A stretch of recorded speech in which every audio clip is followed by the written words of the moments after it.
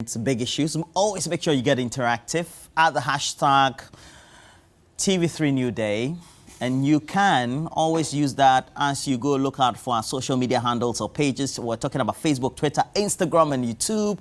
And so go look for TV3 Ghana. We're always streaming live. And as we stream live, you should also know that we have to introduce our guests. But look, it is a great time. Lydia Nyaba. Happy Valentine's Day to you.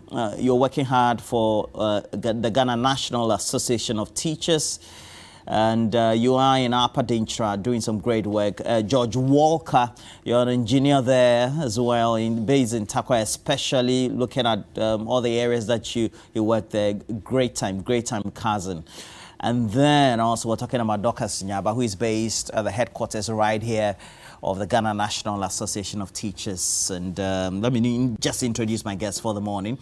I have Andrew Ejapa Mesa. One time used to be my church member. He ran away to another church. So so now I don't see him very often, only on TV and defending government, then explaining government policies. And he's also the Member of Parliament for 2nd D, foremostly. They'll be going to the primaries very soon, so I need to big up that. Shout out to all the constituents of 2nd D. He's doing some great work. And then also he's a Deputy Minister of Energy. And because he's here, while we talk love, we'll talk about the good for oil policy. And what a way for me to introduce you. Good morning to you, sir. Good morning. I love you. It's always a pleasure to be with you on set. Yes. Say that, my circumstances changed slightly. Oh no, we're still great. My not attending church with you. It's not I think it's because of movement of locations. Yes, basically. Yes. So that's the change in circumstances. Yes. Indeed, my circumstances really never changed in terms of location. My mother-in-law was a huge attraction for me coming to church. On Sundays. That was the reason why you were coming. Okay. So it's not that you loved coming to the church. So that we can spend the day, the kids, with her. And since she passed, there's really no incentive for us to go to Tema as often as. Okay, that's why. On the Sunday to go and to worship, where you do worship. Yes, I forgive you. Let me say good morning to my co-panelists and our cherished viewers, especially. No Valentine's Day. Of course, Valentine's Day. Happy Valentine's Day to my wife, kids, my mom, and all my loved ones, my constituents, and everybody. Yeah. You went to Adisado, right? Yes. I saw pictures of your boys the other day. They've grown so well. Blue blood Santa Claus. Very handsome boys. He has some very handsome children. Yeah. And then also the man already with a touch of red, Shegu, Vera-like. I don't know why he's been doing that. Even in a time of peace in Ghana, he was still wearing this, and now that the economy is in turmoil, he's even decided to cap it further. And we're talking about Bernard Mona. Bernard Mona is a former chair for the People's National Convention. Is one of the foremost parties. They started the Republic with us. They haven't been in power yet. They had a number of MPs once in a while, but I'm sure that will grow strong. Welcome. Thank you. No Val's Day messages to loved ones. One or two people you want to mention. Incoming flyby appears. You should have added that. Energy and mischief. First, I thought that in Ghana we don't call it Val's Day any longer. Yes, Chocolate Day. We call it Chocolate Day. Yeah. And I was expecting that there will be some bunch of chocolate here to represent all the cocoa board. You should at least give you people, because it will be an avenue to promote Ghana's chocolate. They are failing to do so means that they have failed in their marketing of the product that they have asked us to be consuming. I think that they sit well with me to describe it as Chocolate Day, and so I can connect something of my home country with. When it is Valentine, it appears that it's something far from me. And so I will think that a chocolate day is better, and I would like to, from here, grab some chocolate and share with the family.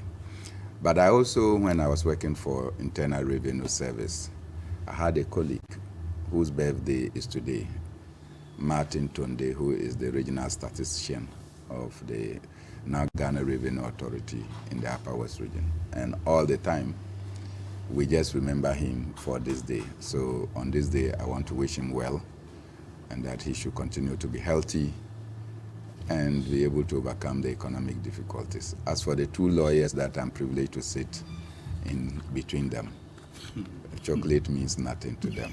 Oh my goodness.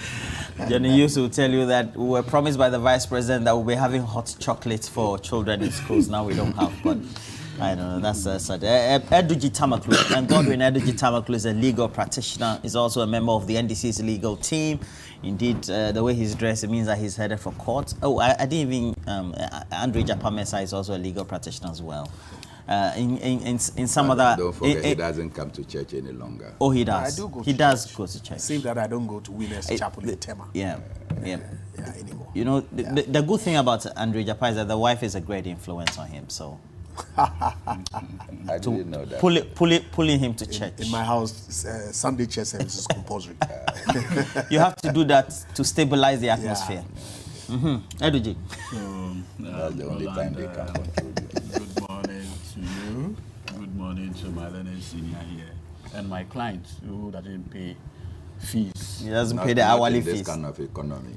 You expect clients to be paid. So you have been doing pro bono. Pro bono. And the way you torture Charlie, me, let me be drinking, man. the way you torture me when there is a case of we need to go to court.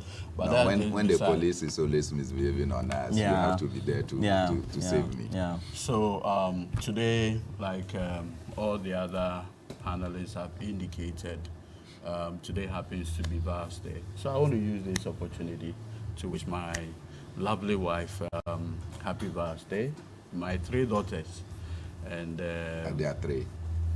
We start mapping them one to one. and Eduji doesn't like those things, so I think the daughters are safe. No. Very We will map them, not very, him. very safe. You have And boys. my mother, my loved ones, comrades and friends, I wish you all happy Vals Day. And then to your very beautiful teammates or supporting staffs, I wish them happy Vals Day as well.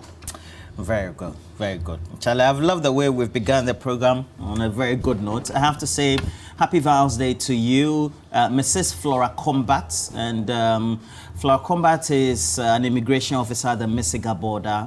It's just close to Boko, and you know Boko has not experienced a lot of peace the last couple of weeks, if not for months now. And your husband is Dr. Salifu Combat, operates the Combat Pharmacy Group, but also works with the Presbyterian Hospital in Boko. I wish all of you some great time. And we're hoping that at least we'll take the peace in Boko more seriously than so far we have. But, well, straight away,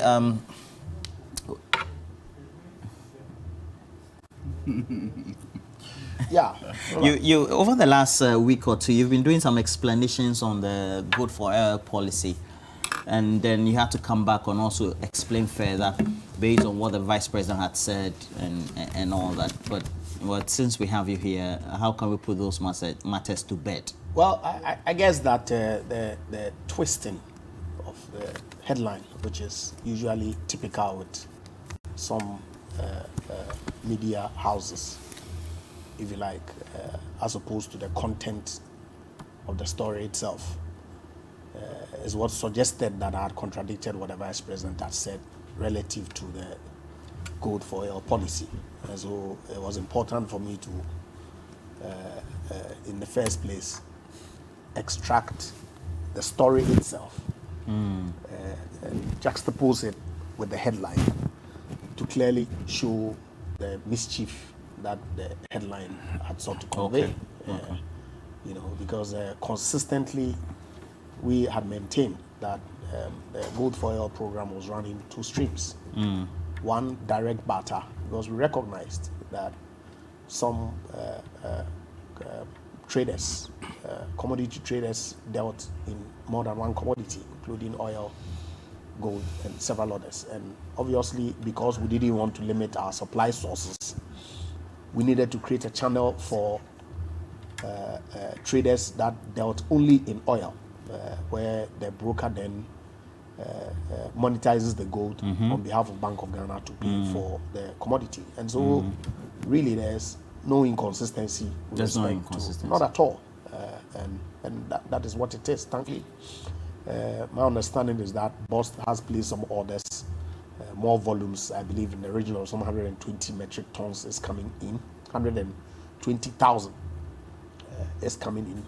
The BOST MD is reported on one of today's newspapers as communicating that. And if you recall, the statement that the NPA issued, the intention of government is to ramp up following the test volumes that came in, which was about 41,000 to 50% of the market, so that the private sector can then play in the remaining space with appropriate measures put in place by the Bank of Ghana, because obviously this policy will ease the pressure on forex demand, that then would enable Bank of Ghana to then meet the other 50% of the market, which ordinarily would not have been available. And so it's a good policy. I've heard all sorts of criticism. You think they're just mere rhetorics of politics? To the extent that it's constructive, it must be welcome, because, Roland, there are several ways that you can employ to achieve an objective. And the fact that you choose a particular route and somebody suggests another route really doesn't make your route necessarily wrong. Okay, potentially there could be some improvement. I don't know. We need to be convinced, but we think that from where the conversation began, okay, the need for us to assure fuel security at the pumps because of the volatile market conditions following the Russian invasion of Ukraine. It was imperative that we as a ministry, even though we do not directly market or import the commodity, assisted our agencies to ensure that Ghanaians do not go through queues and all that. Now, we'll get an inset of the Vice President. And then also we'll play another one that is critiquing the policy in itself. And then I'll come back and ask a question, and then I'll go to it. Let's get the initial announcement by the Vice President.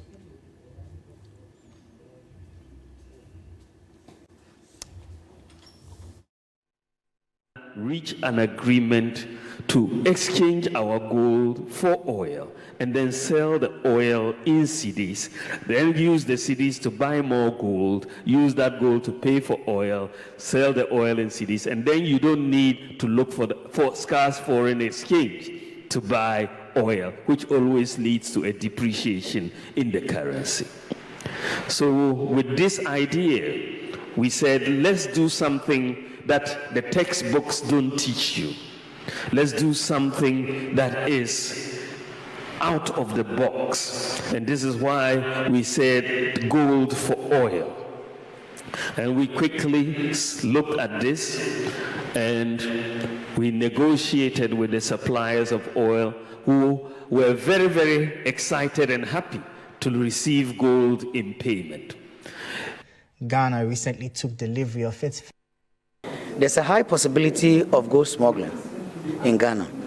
Already, it has been a bigger challenge for us. Now that with the gold for oil, and gold dealers will have to sell a percentage of their gold to PMMC. If PMMC prices are not good, what impact is it going to have? We believe that this has a high possibility of increasing smuggling in Ghana. Mr. Japamesa, just in 2 minutes, is it that we misunderstood what the Vice President said the day he made the announcement of the policy? Not at all. That there was going to be an exchange as far as the purchase was of gold for oil, and not involving a cash transaction. There was no misunderstanding because the externalization of the gold and monetizing it is and generating dollar in one breath in itself emanates from the gold for oil policy.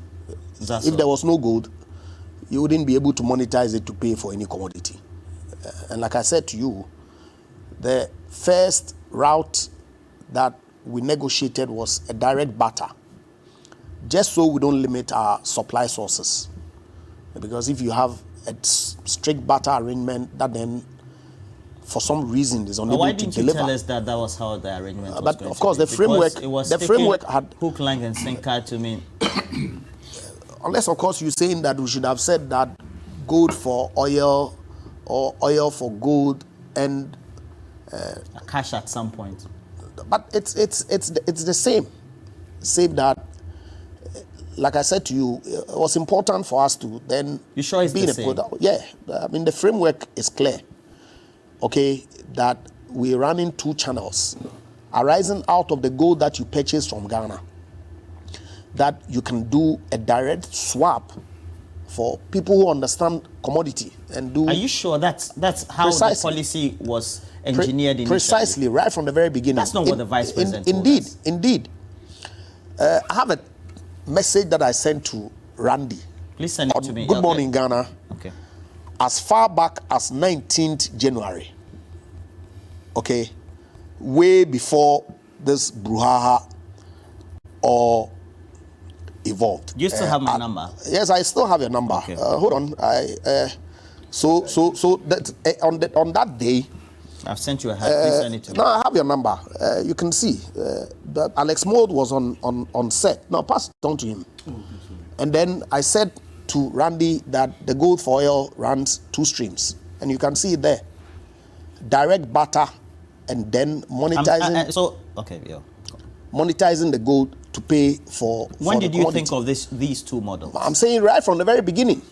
And the Vice President didn't know that, he didn't announce that. But I'm saying that there is no inconsistency with what the Vice President said, because it is still the gold for oil policy that he announced. And that's what it is. And I heard you said you were going to, well, I don't know whether you come to it, the issue of encouraging gold smuggling. That's something we'll talk towards the end. We'll have to talk about the intermediaries you are using to do the transmission, etc. What do you make of what he said, and then also all the issues that are coming about the intermediaries that are being used, and how perhaps government has not been forthcoming transparently with those sorts of information to the generality of the Ghanaian public? Mr. Bernard Mona. First, let me say good morning to Mesa and to Eduji, and to your many viewers, but to say that the situation is even getting more confused. I just listened to the Vice President, who said that gold for oil is to think out of the box. How can barter trade be something that anyone will be thinking today, in modern times, to be a thinking out of the box? Barter trade vanquished several years ago because of the many drawbacks of barter, including the fact that the indivisibility of commodities could hamper the ascertainment of value for the commodities that are involved. So that if I wanted Eduji's phone and I have a cap, the value of this cap and the phone was something different, and I cannot cut the phone in pieces in order to get into the value of the cap. And those became some of the major constraints of barter trade.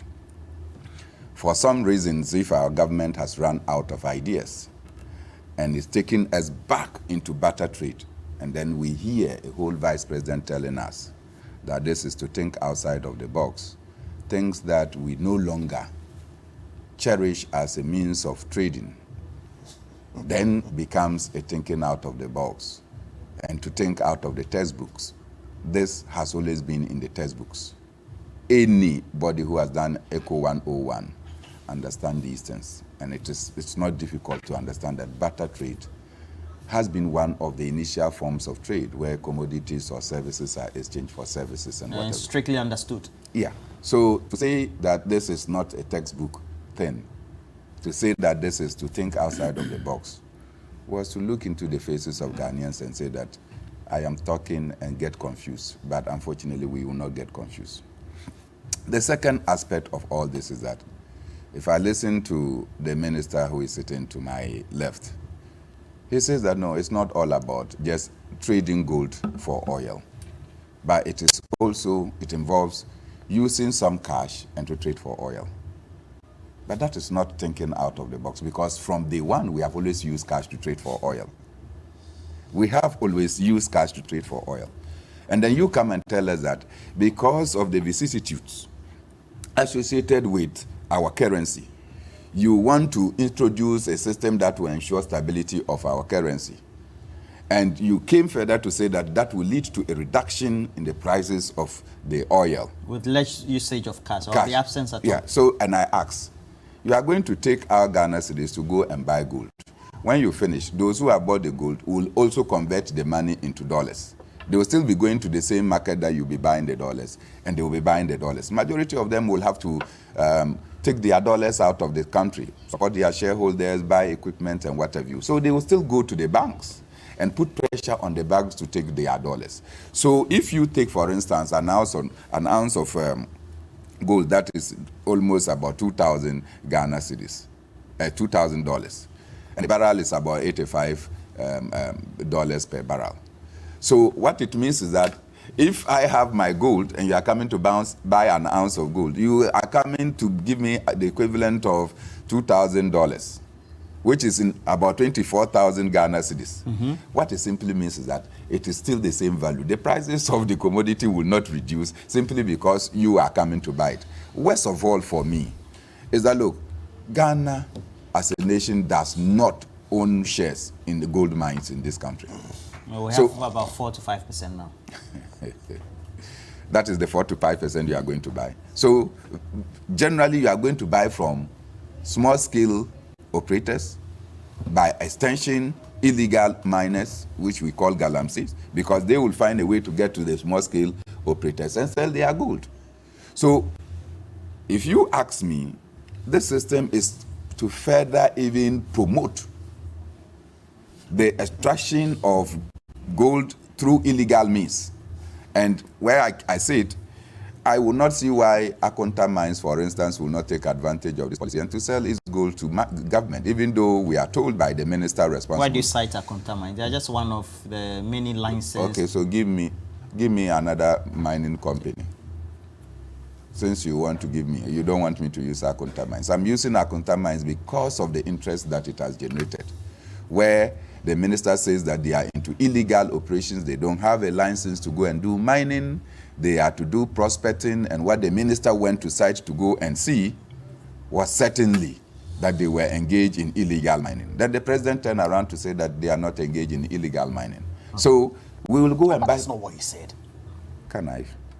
No. Can I? Just be. Can I? No, when you were here, I just kept quiet. Everything that you said, I didn't challenge you. You are saying it's lying. So let me finish, then you can make your point. Thank you. So the president comes to say that why the man has committed no crime. But please don't use words like lying. I should say he said untruth. I don't know what you want me to do. If a lie is a lie, and if we are lied to, we should not say that we have been lied to. So the president came and said that, look, the man is not involved in any illegal mining. When his minister, who was on site, said the same thing. Today, we are going to buy gold from all of these people. And then at the end of the day, when we go to the market to go and trade, and the people are not interested in gold, we'll convert it to cash and go and buy oil. I think that, look, our government is not being open and sincere to the people of this country. Now, we also do know, and there'll be screenshot document of, if you take a look at the transactions of the intermediaries itself through the PMMC, and who is undertaking what, the client, we're told Alpha Stream Limited, etc.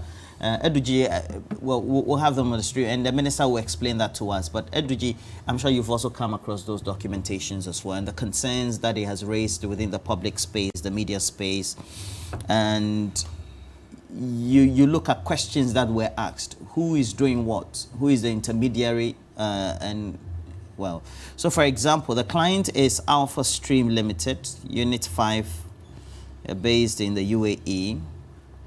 And so, and consequently, if you move, please, let's move. Next one, next one, next one, next one, next one, next one, next one, next one, next one, next one, next one, next one, next one, next one, next one. Yeah, so for example, this. I'm sure you've come across this. And I remember the last week we asked questions about who the intermediaries were. Of course, they were told PMMC is playing an instrumental role, etc. How do we situate this within the reasoning of transparency, effects of communication, and bringing clarity to some of these things, knowing that there's an objective and purpose for which this policy was introduced, Adoji? Okay, so good morning once again. Let me use this quickly to wish a very great guy, the guy Ben Dochemalo. Today happens to be his birthday. Wow. I wish him A well. great guy. Yeah, very respected Formerly of guy. BBC. That is true. You see, it's important you played the video of the Vice President. And it is becoming a certain attribute of him that whatever he says, if you subject it to further probe, it becomes very clear that this is not a man with credibility. I don't understand. He's not a man with credibility in the sense that when you listen to the audio, first of all, he tried to downplay in a very condescending manner persons who have raised legitimate concerns about this particular policy, but telling them that, you know what, we are doing what the textbook will not teach you. As though the people criticizing him are persons who are only associated with what is in textbooks. And now project himself as the person who is thinking outside the box. First of all, This is outside the box. this is why I read economics. The last time I heard about We haven't butter, used gold. The last time through I heard any medium of purchase or see, transmission the last to time, purchase the last oil. time I That's heard, thinking outside the the box. last time I heard about Go and read butter Madam, tree. sir. Listen, the last time this vice president, and that is why I'm saying that he lacks credibility. The last time this vice president spoke about butter, it was about using our bauxite for the purposes of securing money from the Chinese Sino-Hydro facility. I remember he said it was a butter. He said it was a butter. Today, as we speak, the Sino-Hydro transaction had come to an end. But did you have this related? Please, I'm just giving you a scenario where this same vice president told us that they are going to use our bauxite and that he was being innovative and thinking outside the box. And that the money that they were contracting from Sino-Hydro will not become part of our public debts. And that we should trust his thinking. Today, as we speak, if you look at the Bank of Ghana's latest, data on our public debt, it puts our public debt at 575 billion Ghana cedis. Now, if you look at the footnote, it says that this 575 billion is minus the Sino-Hydro and other debts owed to SOEs. Do you know why? Because the Sino-Hydro deal had come to an end. The promise by Bawumia that we're going to use our bauxite to pay has not materialized. So today, the Sino-Hydro money, the drawdown of $600 million is now part of our public debt. Yes. He promised that we're going to mine the bauxite, turn it into alumina, Sell it on the market. Sell it, create an escrow account, use the receivables to settle. How is it part of our public debt? Please explain that to me. Today, as we speak, we have not done any of those things. Yeah. And the tenor of the particular transaction had come to an end. So June this year, we'll start servicing it with our taxpayers' money. No longer bauxite. That is the kind of person we are dealing with. Now, if you situate this same conversation within this so-called gold for oil policy, first of all, beyond the lack of transparency, beyond the fact that, as we speak, He's a member of parliament. If you are committing government of Ghana to a transaction of this nature, provided it's an international business transaction, okay, what you do is that at least you subject it to the representatives of the people having to look at it because of the liabilities associated. Today we are being told that there are middlemen in this whole conversation. What exactly is the agreement with this middleman? In the event of a shortfall in global metal prices, who takes the responsibility? The liabilities. Sorry, the liabilities. Who does it? We don't know. They have actually kept this gold for oil transaction as a national security transaction. But you see, the critical question that we should be asking ourselves is this. What in God's name triggered this gold for oil transaction? My senior brother here is a minister. Are you saying that you don't know that we've had pressure on our forex? So I'm coming there. Okay. So if you ask the question, then... No, it's a rhetorical question. The question I have asked is this. Our vice president has postured that we need about $350 million almost monthly for the purposes of importing crude oil. But that is true. It's not what he postures. Yeah, that's what I'm saying.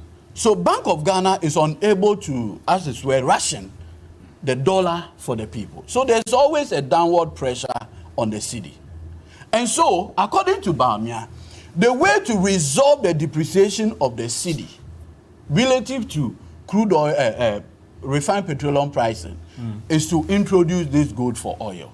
With a view that if he is able to get a certain quantity of gold, right, it will be able to use that amount of gold to pay for the oil that will bring. Like they can say, agrobeswa if you're not. The first consignment that came, we are told came through Letasco, right? Now, Letasco was paid cash for the oil. What type of cash? Dollar or... Oh, money. Instead of gold. Okay. Now, so because we use cash, it defeats the very reason the vice president opined as the basis or purpose for this gold for oil paper. What was your policy. expectation? That we'll use gold. Because at least listening to the inserts, what he said was that this you can't find in textbook. The textbook you use hard currency to go and buy oil. So he said what he's coming to do, you don't find it in textbook. Now it has turned out that contrary to the parroting, what we have now, at least the first consignment, which is about 41,000 metric tons, actually was fiscally handled. Cash payment. Now, if the very first one we're unable to do using our gold, it does not lie in the mouth of any PR person or hype man to tell us that right from the policy inception, there were going to be two streams. Like it's a combined cycle kind of thing. This is not PR. This is a deputy minister of energy. He has insights into how the policy was going to be undertaken. You see, policy You were expecting the vice president to tell you straight away? Policy is communicated.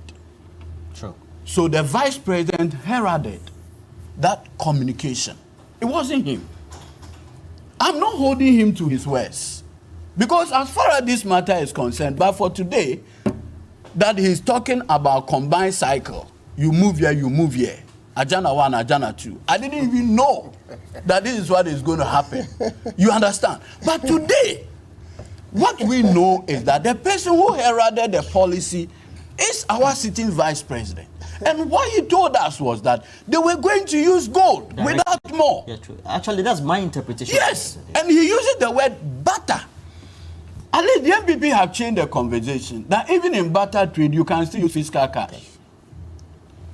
And these are the people who are telling us in a very condescending manner that we don't understand.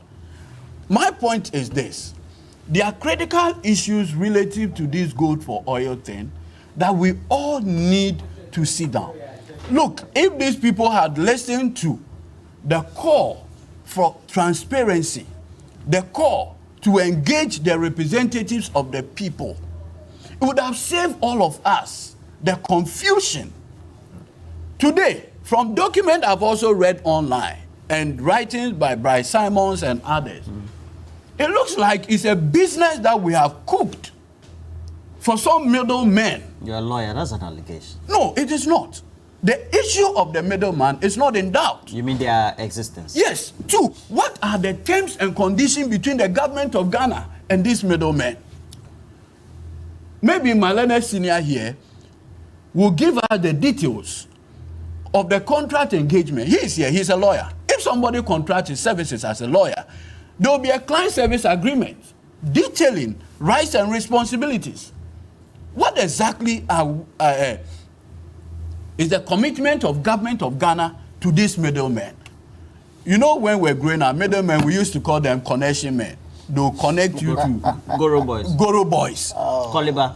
Exactly. What exactly is government of Ghana commitment or BOG commitment or PMC's commitment to these middlemen involved in this transaction? Or are the middlemen for the oil producing or the persons producing the refined petroleum product? We need to know. Oliver, please put the last three that I just sent you. The one that has the clear inscription of the involvement of Alpha Stream and Honorable Deputy Minister. And just a second, you know Alpha Stream has always been involved, even in the Japa. They were involved in the Japa transaction until it got botched. So we need to know what exactly Oliver, is the interest of Alpha Stream in our national, Alpha Streams was involved Oliver, put them there, in please. Japa in what way? Okay, so let me ask. Can I ask the question? See, it's sure. So, no, not this one. Go back. No, not this one, please. That's 2016. I'm talking about the ones that have the red. Okay, I gave you some last three. Okay, this one. So if you take the concern that has been raised now is about the middlemen, Alpha Stream, etc. Well, between the PMMC, Bank of Ghana, Alpha Stream, what are the roles? I don't really understand this brouhaha, what it's all about. Because you are saying it's much ado about nothing. Absolutely. Because right in the framework, the MPA communicated the two channels that the gold for oil policy was running. It says there's a barter channel and then the broker channel, where BOG executes a gold supply agreement under which it sells gold to a broker. Roland, this is the document.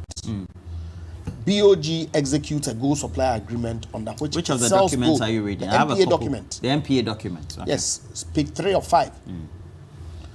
BOG executes a gold supply agreement under which it sells gold to a gold broker, which provides forex cover to pay for petroleum products. Gold broker buys door gold from BOG and deposits the proceeds in the BOG gold holding account. BOG transfers funds from gold holding account to an escrow account to pay for the petroleum product shipment on receipt of quality certificate and final invoice from BOST. So right from the very beginning, it was clear that a third party was involved. Who is the third party? This is the broker. Who is it? The name is Alpha Streams, that the Bank of Ghana has executed a gold supply agreement with. You see, I hear talk about international business transaction which has to go to Parliament. Why? BOST essentially operates as a BDC. It orders petroleum products from international oil traders every day. Do they go to Parliament for approval? Do they? Now I want to know. No, they don't. BOG provides forex for importers every day. Every day they do an auction. Do they go to Parliament for approval? No, they don't. Now, so what has changed is this, that ordinarily the forex that Bank of Ghana generates is from remittances from our exports. So people who we have given our gold concessions to export the gold on their own and then remit, subject to their retention agreements. Can I ask a question? Yes, I'm coming. No, it's important that I explain so that we get clarity, because the propaganda is too much. Who is doing the propaganda? Of course, the two of them. Okay, and the name calling. It's as if to say when they were in government, everything that they did was related to some, I'm talking to the NDC, okay, was some underhand dealing associated with it. Who contracted Alpha Street? Bank of Ghana did. Okay. Okay, so if you look at the document, please put a document there. Conveniently, they do not circle the seller. But cursory look, you would see that the seller of the gold is Bank of Ghana. Okay. So these. You see, go down and let's show. Please. Under PMMC, where these amounts, the reference number is stated. Mr. Andrew Japamesa. The seller, Bank of Ghana, is not circled. These amounts. To what end? No, hold on. Let me explain. Mr. Andrew Japamesa, please. It's important. Please, you have Otherwise, explained. Then I haven't. You have. No. You have. How have I explained? Okay, you conclude, please. So it's important for us to get that. Of course, I was dealing specific to that talk about international business transaction. And I was going further to explain to you the intervention that Bank of Ghana has introduced that then helps to aggregate the gold here, as opposed to allowing the private people to export and the remittances don't get back. Okay. So when Bank of Ghana is able to aggregate the gold here in cities, they can then externalize it to either exchange directly or sell it to buy petroleum product for the consumption of Ghanaian people. Right. How is this complex? All right. Now, I mean, it's unbelievable. Can I ask the question? Please do. Okay. So in this particular transaction, yes, unlike the one that takes place between the BDCs and their intermediaries or international suppliers, where do they get the LCs from? Where does who get the LCs from? The BDCs. Who supplies them? Who gives them the BDCs go to their banks for LCs. Okay. Now, in this instance, the Bank of Ghana, what role is it playing? The Bank of Ghana is providing the funds to buy the gold. Okay. So that Bank of Ghana is aggregating the gold here in Ghana. The funds belong to... Hold on. You've asked me a question. Let me answer. Because if you cut it, then the issue does not get to the viewers who are watching us. Bank of Ghana aggregates the gold here in cedis and then externalize it.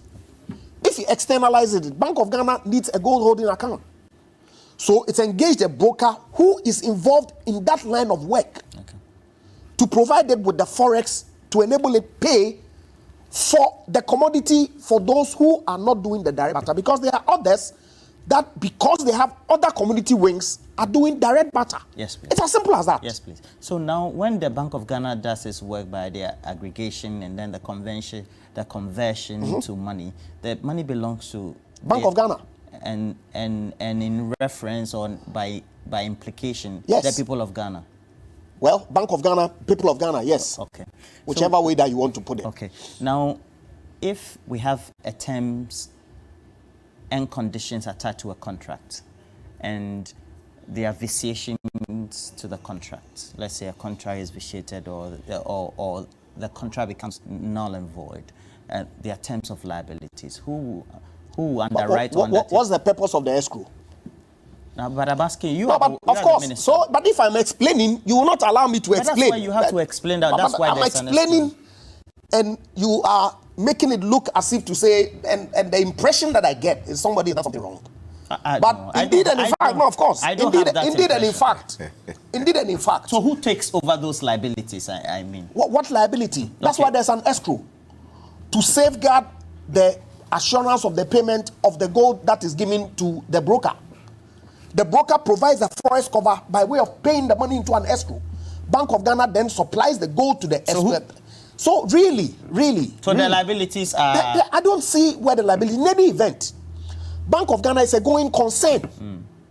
It has a mandate that it is operating. To purchase gold in law. To do, including, of course, gold is a reserve. That's why in 2021, when at the time Ghana had only 8 kilograms, 292 ounces of gold in its stock. Now we have 26,000. Today, of course, because of that policy, we increased our stock of gold at Bank of Ghana to 26,000. This is being escalated to buy, because of course, when the 2021 policy started, still exporters were allowed to export. The Ministry of Lands and Natural Resources has issued a directive that, consistent with the Minerals and Mining Law, government of Ghana is exercising a right of first refusal to buy all gold that ordinarily would have been exported by small-scale and artisanal miners, and 20% from the large-scale miners, for purposes of ensuring that at least Bank of Ghana is able to have some amount of gold that it can leverage on to finance our import bill. That's all. That's been well explained. So really. But of course, it's convenient for them because the Vice President's office, together with the Ministry of Energy, led this policy to seek to bastardize the Vice President, consistent with their narrative that when they go for their lectures, they teach them that every statement that you make discredit Bawumia, because they see the threat that he poses to their electoral fortunes in 2024. But the truth of the matter is that there's no opacity, there's no issue of transparency that arises, there's no international business transaction that has occasion that requires parliamentary approval. Okay? And so all the talk, if you strip it and you look at the regular and daily workings of the Bank of Ghana, that a policy has come to ensure that it is able to generate sufficient enough forex from within, as opposed to relying on the beneficence of the exporters to remit their funds in, so that we can ease the pressure on the cedi for the benefit of the Ghanaian consumer. So you don't, indeed. So you don't think we have to go to Parliament at all? To go and do what? Okay. No, if I'm convinced that there is some extraordinary transaction that has occasion for which Bank of Ghana has to go to Parliament for approval, let them tell us. All right. Now, in our purchase of, Mr. Benabuna, the Sputnik V, the vaccines, ultimately, that resulted in some difficulties for which even the health minister then had to come to Parliament to come and answer questions on a transaction for which Parliament was not aware, in which there was a loss of money. There was an intermediary. Again, you look at the processes being used, somebody or an intermediary which is domiciled outside this country, supposed to be the intermediary that will make purchases for us. So that's why I asked a question about if liabilities come, who takes them? Because there's, the scrutiny has not been done, not by the people's representative. How do you put that into perspective? Well, I'm surprised that the Honorable MP... Oh, no, we don't like the question I put, or the way you... No, you Because I'm surprised. No, let him. You will have a bite. MP will say because I that relate it to the Parliament Sputnik has V, that's why I'm saying. no locus whatsoever in determining international transactions. And yet the Supreme Court on many haven't said instances has indicated I have not that, said so. that international transactions Quote me must properly. go to Parliament for Parliament to either reject or accept. Relaxing. Just note it down. No, but come on, man. You should be honest with the facts. Oh, please. Quote me properly. When you were here, I did not say that Parliament has no locus in approving international transactions. I'm saying that this is not an international business transaction that requires parliamentary approval. Quote me properly. Please. Mr. Benabuna. What are we talking about? Mr. Benabuna. I won't sit here and tolerate these kinds of things that is being said without a response. Should I bring water? I don't need water. I'm fine. I have not come here to say things that people will tolerate. And so you may decide But speak the truth. You may decide not to Quote tolerate. me properly. You may decide I not to won't tolerate your misquoting me. And it is not for you to determine what I will say and how I will say it. So when you quote me, you get quote me properly. Get it right. It's very get much it right. get right as well. Just get it right. That I'm not here to say the things that you will be pleased. But you cannot misquote me. I am allowed to speak my mind. I am allowed to speak my mind. You can speak your mind and let me without speak my mind me. just as you were speaking. And you are the moderator. You tell him that. Otherwise, I will not allow him to. If I had any issue with you, I just sat and laughed. I laughed any time you said something that I disagree with. I never interjected you. But having would you misquoted have the decorum to also sit down? If you don't have, you write it down. If you misquote allow me, me to make the point and don't interject me. Is that your story? That any time you are under the carpet, you come flaring? Mr. Mesa. Is that what you have been taught? Is that the lectures that you have attended? Not at all. Because I think that is the lectures you have attended. That any time you come under, you decide that you can come under. Clarity. What is this? You said that you were misquoted. You have made. You sat here and accused people that why we attend lectures and they quote. But if you find out my background, I never even agree with my lecturers, even in school. And so nobody lectures me on what I should say and what I should do. Please ask a question. I disagree with my lecturers when they even teach me. Please ask a question. So I don't take instructions from people anyhow. If you do, and you think that anytime you come on a show and people are raising questions, the ultimate is to interject them, that is not how I am trained. I will allow you to make your point, and then I'll come to make my point. And I expect you to respect that view. Clearly. Because I made a relation to the Sputnik and V, so I was responding. To the point that even the minister it had is to an come international transaction. And I sit here and I hear. And he said he was confused. Yes, I sit here and I'm hearing that no, international transaction should not go to Parliament. And I'm wondering, why? The issues you have raised aren't they germane issues? International transactions. International transactions. I don't want to glorify the Minister for Health who pleaded insanity and still a Minister for Health. Because this is a minister who appeared before the Parliament and indicated that his senses took leave of him. That is insanity. No one told him to do so. And yet, our law said that if you are insane, you cannot occupy a public office. President had to go to his home village. He said he was not in the right frame of mind. President went to his village and went and said that why? This is the minister that has come under fire and people are saying he should sack him. A minister who brings an intermediary to come and buy a vaccine almost twice the price that he could easily buy directly.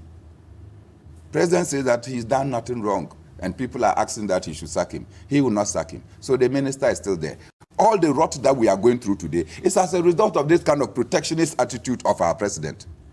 Everybody is protected. Whether it is Australia visa connections, protected. It is cash for oil, protected. It is 5 million contaminated burst oil, protected. You can count the number of issues that the president has protected and safeguarded the individuals. I asked a particular question. And so I am saying that look, gold for oil is not anything thinking out of the box. And it is not to discredit the vice president, but it is to tell the vice president in the face that this cannot constitute thinking out of the box.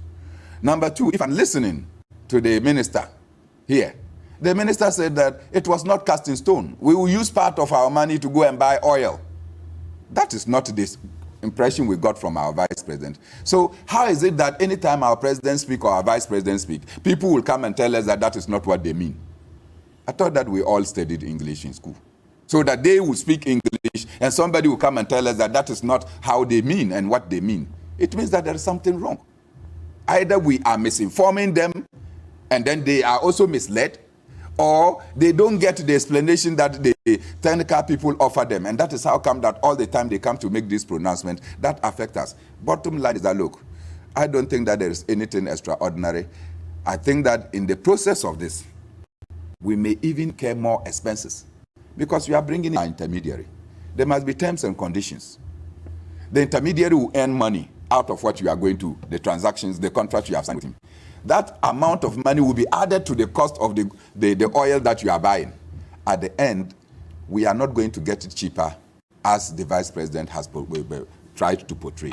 And that is my position on this matter. Now, I think the question about whether it should go to Parliament or not, there seems to be some clarity made by the Deputy Energy Minister, is that not it? You see, even though I asked a question about the Scrutiny V and ultimately what came out, because I asked who takes over the liabilities at the end of the day. I don't see anything like clarity. And I can appreciate the posturing of my senior here. I mean, the usual Takashi, to bulldoze your way through.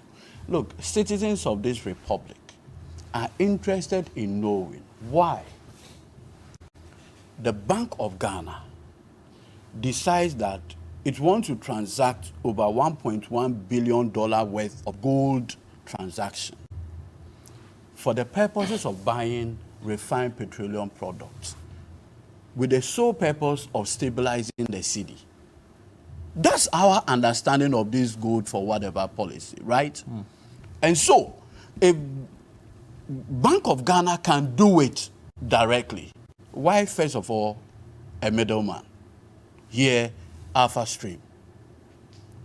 And we are saying that by reason of this transaction, you are committing the government of Ghana into a transaction with a foreign entity called Alpha Stream. Let the representatives of the people know and appreciate what you are committing this country into. And you say you don't see the need for it. You are a member of parliament, for Christ's sake. You represent a group of people. And so if anybody should even be advocating for a certain parliamentary insight into this conversation, it shouldn't be the two of us. It should be you. No, but he's also a deputy energy minister. No, but the policy and the initiative. Remember that he's first a member of parliament and second a deputy minister of state. You understand? What we all need to understand really is this. If at the end you are committing us, you have signed agreement with third parties to supply them gold, and you have a middleman involved in this transaction, all we are asking for is, let us know the details. What informed the choice of this particular middleman? How much fees is this middleman taking from you? Why? Connection men, don't they take money? I'm hearing connection men are who? Yeah, the Alpha Stream. You mean intermediary? Yeah, the intermediary. Don't they take fees for their work? Who actually negotiated? How did Bank of Ghana even source the work of this Alpha Stream? Was it sole sourcing? Was it through a competitive tendering process? Because they are providing a service.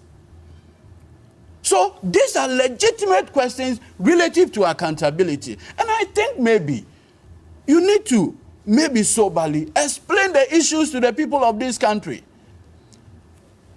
In any case, we have said on this table that there are things that our vice president has been associated with in the past that have turned fiasco. But that's not fair. What are you talking about? Today you and I are going to bear the responsibility to pay off the Sino-Hydro deal.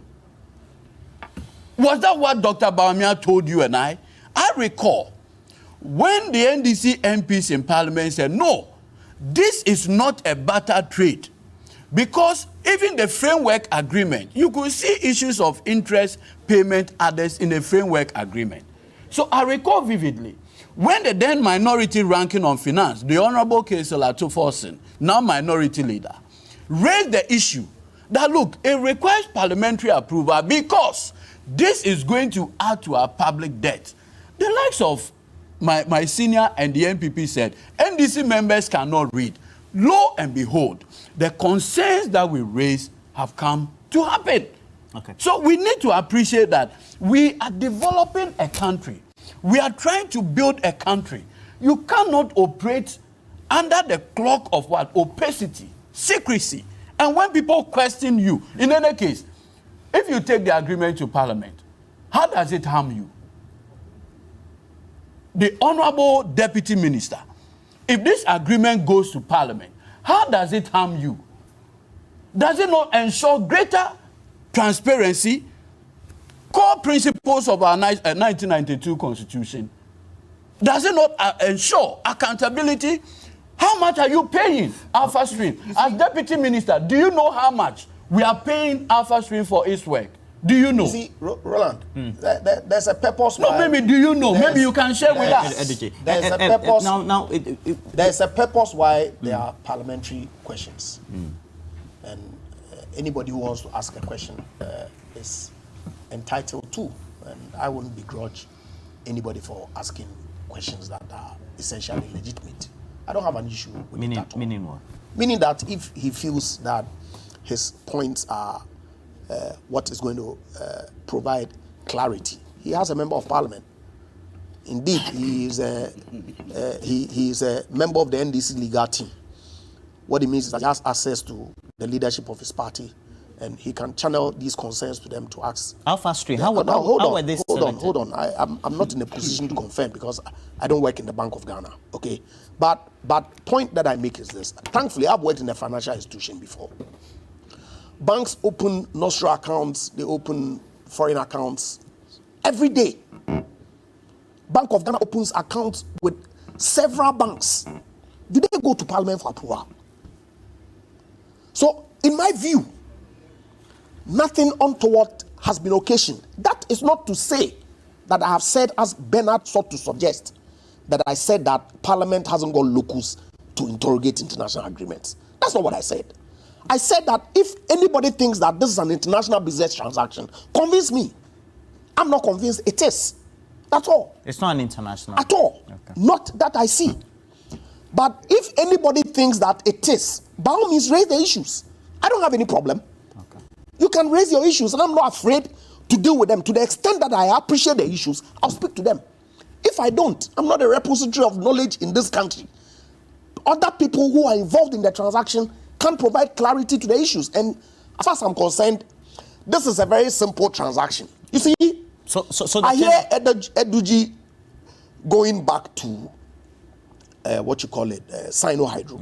Yes, I was in Parliament at the time that Ghana, as a policy, decided that we're not going to export raw bauxite going forward, and that we're going to get some private sector people to, as it were, process the bauxite in country, and then we can leverage on that to build infrastructure by way of barter with the aluminium ingots. So there was a master facility. Absolutely. Agreement. So it's a complete framework, which had it was obviously described as butter.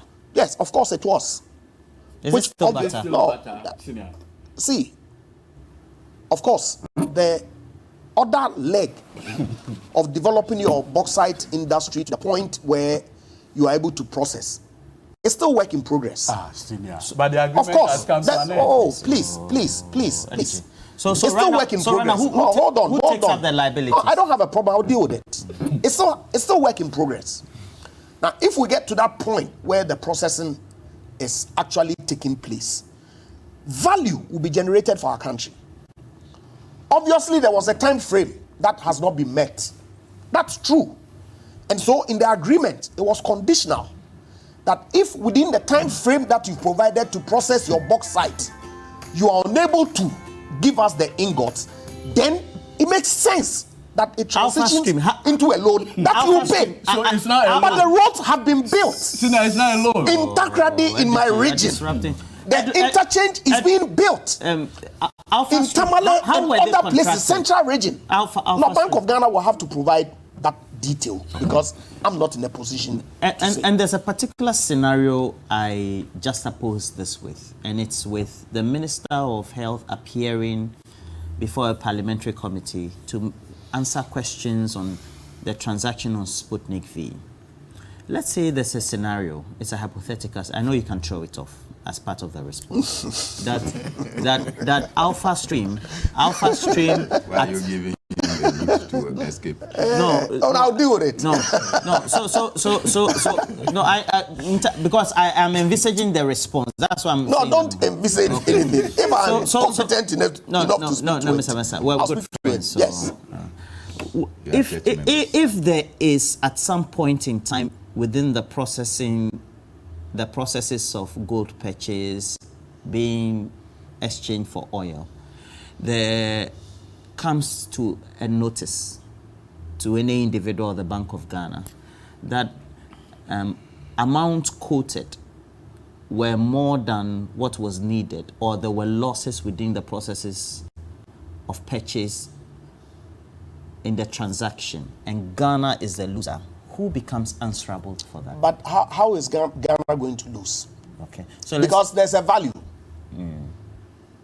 It's not as if, like the example Bernard in Sputnik cited. Hold on. In Sputnik V, there was value. Hold on. Of course, Sputnik V was a direct purchase of a commodity that government of Ghana was paying. It was not that we paid to a middleman. But see, and there was a hold on. Connection. Hold on. Government of Ghana purchases vehicles, MMDAs. They purchase vehicles every day.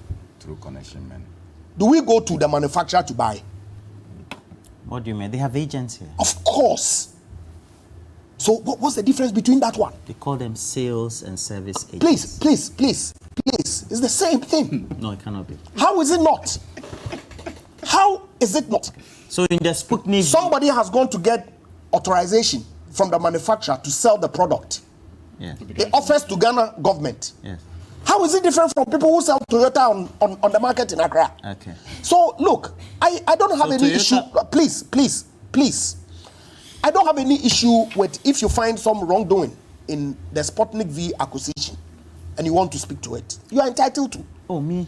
No, anybody. There was a whole I don't have an probe issue. on it. No. So I don't have an issue. Okay. No issue. I hope you're not personalizing. I'm not at all. Okay. I'm not speaking directly to you. I'm speaking generic. That anybody can raise whatever issues that they want to.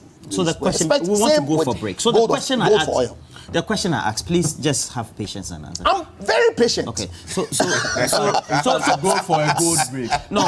So please, the question I asked was, oh my goodness. Alpha Stream is not Toyota Ghana, which advertises to the public publicly, and we go through them to make purchases of vehicles.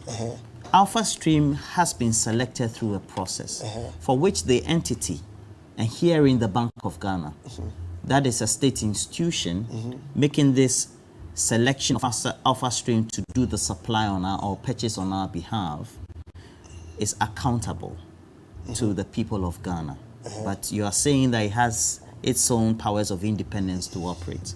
And I'm saying that in the chain of making the process of purchase or supply, if herein it is noted that there are losses that are accruing to Ghana, who is answerable? How are the losses going to arrive? Okay. Because I was explaining, it was important for me to bring oil. the clear distinction. We know the prices of precisely, oil. and you know the prices of gold. BDCs know their suppliers. You don't know the prices of gold. Yeah, we know. We don't know that. So why are you not speaking to that as well? No, BDC. So the two commodities. The two commodities all have a value. BDCs. Wait.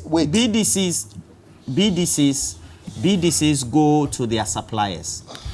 We know the price of oil, but still, when it is brought in country and sold to us, when we do the permutations, the price is always even higher for the Ghanaian than what is sold internationally. That's why I'm asking. Precisely the reason or part of the reasons for this intervention.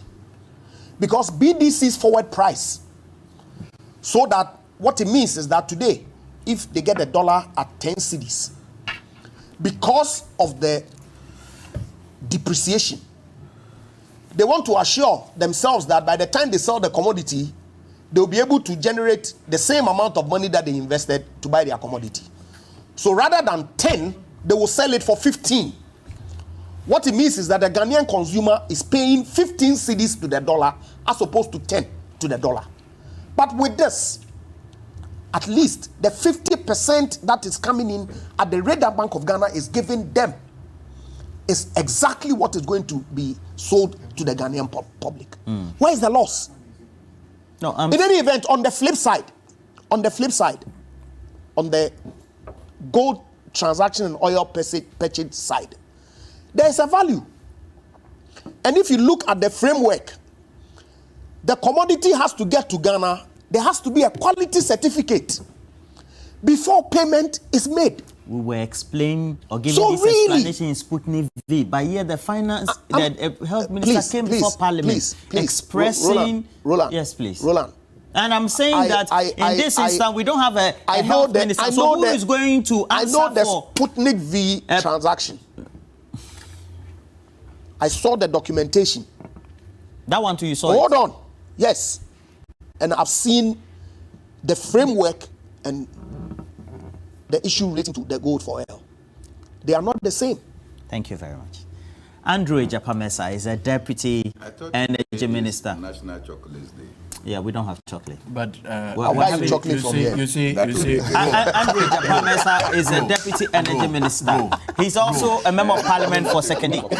And then Bernard Mona. Bernard Mona is a chair for the PNC. Eduji Tamaklo is a legal practitioner. We are only calling for transparency It's and not a good time. accountability. That's all. That's why I make reference to you guys as for action records. accountability. Don't get agitated. How much are we paying? Roland, don't get agitated. These guys, Senior, do you know how much all we they are paying? want is power. Do you know? So anything that government was does, Kwabena hold on. What are you going to do? Is it not going to be flagged? How much are we paying Alpha Stream? Hold on. The Kwabena Japan people are campaigning Hold for. on. Will he not become president? Oh. Do you Is know? that not power? Yeah, we're on, but we Is have that to go not for a break. No, do we know how much we Is are that not paying? We're going for a break. See. And this is the end of the discussion. We're not having any big issues No, anymore, so that is why according to we my are understanding. saying that. Look, and he's here. How much are we Connection paying? man going to He For says Alpha the Bank of It's Ghana an is... issue that is Why of is he? interest. No, Why but is he? your ministry- Why you is say he your not ministry- interested? The Ministry of Finance So will provide you with the you need answer. the Ministry Okay. of Energy. Precisely. It's not Ministry of interested in what- Finance. I'm It's saying not interested to you in what that the connection I'm man, saying the Bank to of you Ghana has gone to construct. There is So a you're saying we connection. should go and ask the Bank of Ghana? Ministry of Energy Ministry of is Energy, involved in that's not petroleum. But you are a party to That's this not important. transaction. Is Are you Ministry not? of Petroleum not involved in it? Please don't heckle them. No, I it's think Ministry of please Petroleum, not- don't heckle The them. Ministry of Please, Please, That's why I tell you- one But you are saying that the time is over. You want I him tell you to guys speak. sometimes that take your time. Which time? Yeah, Did you take your time on this show? Of course, I've been very, very, very took your patient. time on this Precisely. issue. You misquoted me and needed to you put it took- on but record. you That's took- all you I took said. your time on this See, show. Roland, it's important that in all of this we appreciate what the real issues are. Why? Connection men are Bost and Go Energy, they are commercial concerns.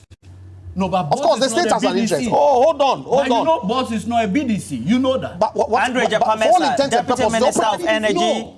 Member of Parliament for Sekendi, Chair for the PNC is Bernard Mona. And then also Eduji Tamaklo is a legal practitioner. We're taking a break. When we come back, Charlie, we're celebrating Valentine's Day. Valentine's Day, and happy Valentine's Day to you. Quincel of the Adenta constituency.